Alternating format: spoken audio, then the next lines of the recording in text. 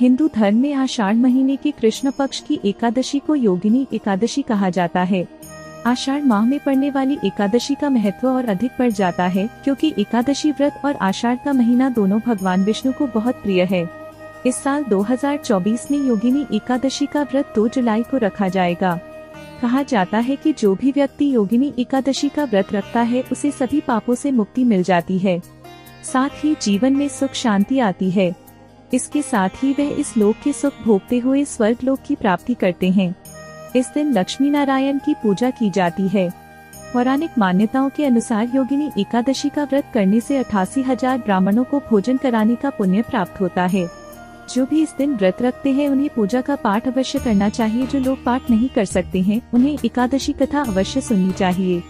हिंदू पंचांग के अनुसार आषाढ़ माह के कृष्ण पक्ष की एकादशी तिथि 1 जुलाई को सुबह 10:26 पर शुरू होगी और 2 जुलाई को सुबह 08:42 पर समाप्त होगी। उदया तिथि के अनुसार योगिनी एकादशी का व्रत 2 जुलाई को ही किया जाएगा।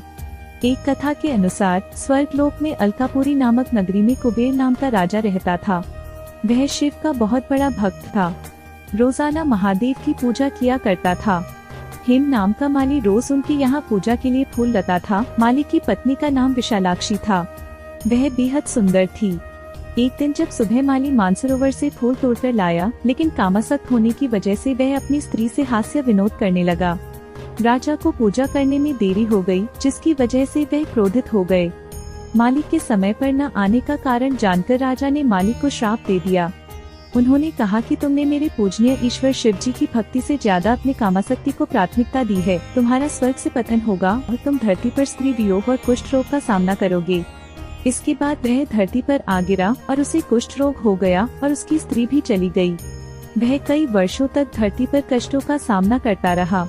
एक दिन माली को मार्कंडे ऋषि के दर्शन हुए। उसने अपने जीवन की सभी परेशानियों को मार्कंडे ऋषि को बताया।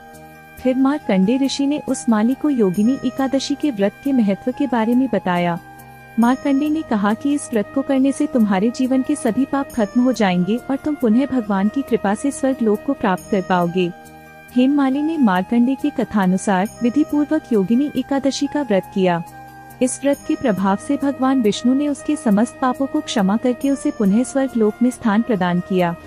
हिंदू धर्म में योगिनी एकादशी का व्रत रखने वालों के जाने अनजाने में किए गए सारे पाप मिट जाते हैं। साथ ही कई यज्ञों को करने का फल भी मिलता है। एकादशी पर रात्रि जागरण का बड़ा महत्व है। इससे संपत्ति, सुख, ऐश्वर्य मिलता है। योगिनी एकादशी के दिन भगवान विष्णु की उपासना और व्रत रखने से व्यक्ति को मृत्यु के बाद श्रीहरि के चरणों में स्थान प्राप्त होता है।